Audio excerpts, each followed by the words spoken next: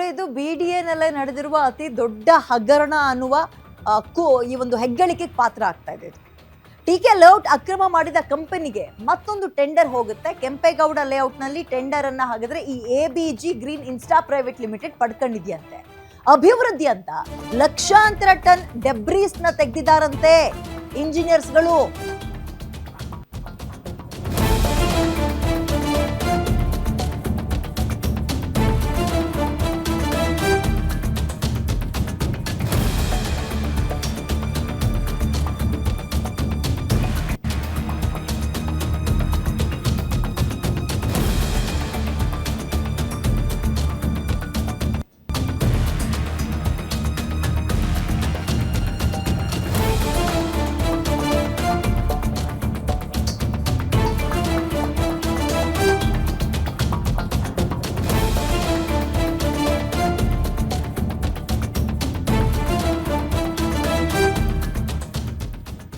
TK layout ಅಕ್ರಮ ಮಾಡಿದ ಕಂಪನಿಗೆ ಮತ್ತೊಂದು ಟೆಂಡರ್ ಅವ್ರ ಕೈಗೆ ಸಿಗುತ್ತೆ. ಕೆಂಪೇಗೌಡ ಲೇಔಟ್ ಟೆಂಡರ್ ಅನ್ನ ಈ ABG green insta private limited ಅವರು ತಗೊಳ್ತಾರೆ.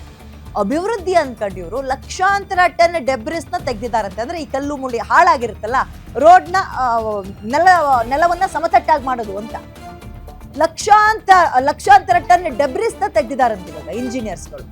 1,63,257 ಕ್ಯೂಬಿಕ್ ಮೀಟರ್ ಡೆಬ್ರಿಸ್ ತೆಗೆಸಿದಾರಂತೆ. ಅಂದ್ರೆ ನೆಲವನ್ನ ಸಮತಟ್ಟು ಮಾಡಿದಾರಂತೆ. ಅಲ್ಲಿದ್ದಂತಹ ವೇಸ್ಟ್, ಈ ಕಲ್ಲು ಮುಳ್ಳು ಇವನ್ನೆಲ್ಲ ತೆಗೆಸಿದಾರಂತೆ ಇಂಜಿನಿಯರ್ಸ್ಗಳು.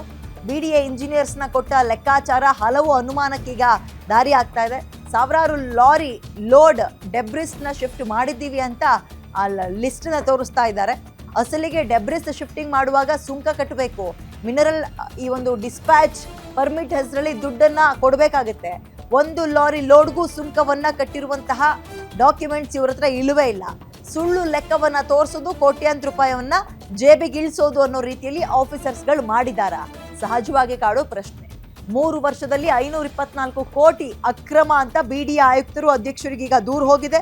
ಹೋರಾಟಗಾರ ಶರತ್ ಬಾಬು ಅವರಿಂದ 5,000 ಪುಟಗಳ ದೂರು ಸಲ್ಲಿಕೆಯಾಗಿದೆ. ಈ ದೂರನ್ನ ಅವ್ರು ಹೇಗೆ ಕನ್ಸಿಡರ್ ಮಾಡ್ತಾರೆ, ಹೇಗೆ ರಿಸೀವ್ ಮಾಡ್ಕೊಳ್ತಾರೆ, ವಾಟ್ ನೆಕ್ಸ್ಟ್, ಹಾಗಾದ್ರೆ ಮುಂದಕ್ಕೆ ಏನು? ಈಗ ಇವರೇನೋ ಡೆಬ್ರಿಸ್ ತೆಗ್ಸಿದೀವಿ, ಅಲ್ಲಿಂದ ಇಷ್ಟು ಕಿಲೋಮೀಟರ್ ಸರಿ ಮಾಡಿದ್ದೀವಿ ಅಂತಾರಲ್ಲ, ಅದನ್ನು ಬಿಸಾಕಕ್ಕೂ ಒಂದು ದುಡ್ಡು ಹಣ ಅಂತ ಕಟ್ಟಬೇಕು. ಅದು ಕಟ್ಟಿರುವಂತಹ ದಾಖಲೆಗಳು ಇವ್ರ ಹತ್ರ ಇಲ್ಲ. ಅಂದ್ರೆ ಓವರ್ ಆಗಿ ಇಡೀ ಒಂದು ಟೀಮೇ ರಾಜ್ಯದ ಜನರ ತೆರಿಗೆಗೆ ಕಪ್ಪು ಬಟ್ಟೆ ಹಾಕುವ ಕೆಲಸವನ್ನ ಮಾಡಿದ್ದಾರೆ, ಮೋಸ ಮಾಡಿದ್ದಾರೆ, ದಗಲ್ಬಾಜಿತನ ಮಾಡಿದ್ದಾರೆ. ಇದು ಯಾರ ಕಣ್ಣಿಗೂ ಕಂಡಿಲ್ವಾ, ಅಥವಾ ಕಂಡಿರುವಂಥವ್ರು ನೀವು ಒಂದು ಸ್ವಲ್ಪ ಕೈ ಬಿಸಿ ಮಾಡ್ಕೊಂಡು ಸುಮ್ಮನಾದ್ರ ಗೊತ್ತಿಲ್ಲ. ಸೆಟ್ ಆಫ್ ಇಂಜಿನಿಯರ್ಸು ಮತ್ತು ಕಾಂಟ್ರಾಕ್ಟರ್ಗಳು ಕೆಂಪೇಗೌಡ ಲೇಔಟ್ಗೆ ಶಿಫ್ಟ್ ಆಗ್ತಾರೆ. ಕೆಂಪೇಗೌಡ ಲೇಔಟಲ್ಲಿ ಕೆಲಸ ಈಗೇನು ಲೇಔಟ್ ಫಾರ್ಮೇಷನ್ ನಡೀತಾ ಇದೆ, ಅಲ್ಲಿ ಇದೇ ಸೆಟ್ ಆಫ್ ಇಂಜಿನಿಯರ್ಸು ಕಾಂಟ್ರಾಕ್ಟರ್ಗಳಿಗೂ ಕೆಲಸ ಕೊಟ್ಟು ಕೆಲಸ ಮಾಡ್ತಾರೆ. ಯಾಕೆ ಯಾವುದು ಬೇರೆ ಇಂಜಿನಿಯರ್ಸು ಬೇರೆ ಕಾಂಟ್ರಾಕ್ಟರ್ಗಳು ಯಾರೂ ಇರಲಿಲ್ವಾ? ಕೆಂಪೇಗೌಡ ಲೇಔಟಲ್ಲಿ ಏನು ಮಾಡಿದ್ದಾರೆ, ಈಗ ಒಂದು 4-5 ತಿಂಗಳ ಮುಂಚೆ ಒಂದು 167 ಕೋಟಿ ಟೆಂಡರ್ನ ಕೊಟ್ಟಿದ್ದಾರೆ. ABG ಗ್ರೀನ್ ಇನ್ಫ್ರಾ ಅಂದರೆ ಅರವಿಂದ್ BG ಅನ್ನೋ ಒಬ್ಬ ಕಾಂಟ್ರಾಕ್ಟರ್ಗೆ ಒಂದು ಟೆಂಡರ್ ಕೊಟ್ಟಿದ್ದಾರೆ. ಆ 167 ಕೋಟಿ ಟೆಂಡರ್ ಕೊಡಬೇಕಾದಾಗ ಕೆಲವೊಂದು ನಿಯಮ ವಿಧಿಸಿದೆ ಕರ್ನಾಟಕ ಸರ್ಕಾರ KW ಟೆಂಡರ್ ಡಾಕ್ಯುಮೆಂಟ್ನಲ್ಲಿ. ಆ ನಿಯಮ ಏನು ಹೇಳುತ್ತೆ ಅಂತಂದರೆ ಮಿನಿಮಮ್ 5 ವರ್ಷ ಕ್ವಾಲಿಫಿಕೇಷನ್ ಇರಬೇಕು ಆ ಕಂಪನಿಗೆ ಅಂತ. ಆದರೆ ಆ ಕಂಪನಿ ಬಂದು 1 ವರ್ಷ ಆಗಿದೆ ರಿಜಿಸ್ಟರ್ ಆಗಿಬಿಟ್ಟು. ಮತ್ತು ಆ ಕಂಪನಿನ ಬ್ಯಾಲೆನ್ಸ್ ಬಂದ್ಬಿಟ್ಟು 3,20,00,000 ಚಿಲ್ಲರೆ ಅವ್ರ ಅಕೌಂಟಲ್ಲಿ ದುಡ್ಡಿದೆ. ಆದರೆ ನಿಯಮ ಏನು ಹೇಳುತ್ತೆ ಅಂತಂದರೆ 120 ಕೋಟಿ ಕೆಲಸ ಮಾಡಿರಬೇಕು ಇವರು 5 ವರ್ಷದಲ್ಲಿ ಅಂತ ನಿಯಮ ಹೇಳುತ್ತೆ. ಹಾಗಾದರೆ ಈ ಥರ ನಿಯಮ ಇದ್ದಾಗ 3,20,00,000 ಚಿಲ್ಲರೆ ಬ್ಯಾಲೆನ್ಸ್ ಇರೋರಿಗೆ ಹೆಂಗೆ ಕೊಟ್ಟರು ಟೆಂಡರ್ನ? ಈಗ ಅದು ಮುಂದುವರೆದ್ಬಿಟ್ಟು ನಾನು ಹೇಳ್ತೀನಿ. ಇದರಲ್ಲಿ ಸುಮಾರು ಫೇಕ್ ಬಿಲ್ಸ್ನೆಲ್ಲ ಕ್ರಿಯೇಟ್ ಮಾಡಿದ್ದಾರೆ. ಫೇಕ್ ಬಿಲ್ಸ್ ಹೆಂಗೆ ಕ್ರಿಯೇಟ್ ಮಾಡಿದ್ದಾರೆ ಅಂತಂದರೆ, ಈ ಕಾಮಗಾರಿ ಮಾಡಬೇಕಾದಾಗ ಈ ಕಾಮಗಾರಿಯಿಂದ ಡೆಬ್ರಿಸ್ ಬರುತ್ತಲ್ವಾ, ಆ ಡೆಬ್ರಿಸ್ನ ಹೆಚ್ಚು ಕಡಿಮೆ 10,900 ಲೋಡು ಡೆಬ್ರಿಸ್ನ ತೆಗೆದು ಬಿಸಾಕಿದ್ದೀನಿ ಅಂತ ಇವರು ಬಿಲ್ ಮಾಡ್ಕೊಂಡಿದ್ದಾರೆ.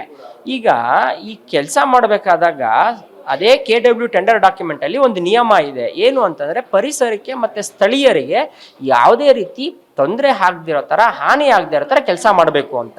ಈ 10,900 ಲೋಡ್ ಡೆಬ್ರಿಸ್ ಏನಿದೆ ಬಿಸಾಕಬೇಕಾದಾಗ, ಹಾಗಾದರೆ ಸಾರ್ವಜನಿಕರಿಗೆ ಇವ್ರಿಗೆ ಯಾರಿಗೂ ಹಾನಿ ಆಗಲಿಲ್ವಾ? 10,900 10 ವೀಲರ್ ಲಾರಿ ಲೋಡು ಡೆಬ್ರಿಸ್ ಬಿಸಾಕೋ ಅಷ್ಟು ಜಾಗ ಕೆಂಪೇಗೌಡ ಲೇಔಟ್ ಸುತ್ತಮುತ್ತ ಎಲ್ಲಿದೆ? ಓಕೆ, ಹಾಗಾದ್ರೆ ಹಗರಣ ನಡೆದಿರೋದು ನಿಜ ಅಂದ್ರೆ ಈ ಹಗರಣದಲ್ಲಿ ಸಿಗಾಕೊಂಡಿರೋರ ಹೆಸರೇನು, ಯಾರ್ಯಾರಿದ್ದಾರೆ, ಯಾರ್ಯಾರ ಜೇಬಿಗೆ ಎಷ್ಟೆಷ್ಟು ಇಳಿಸ್ಕೊಂಡಿದ್ದಾರೆ?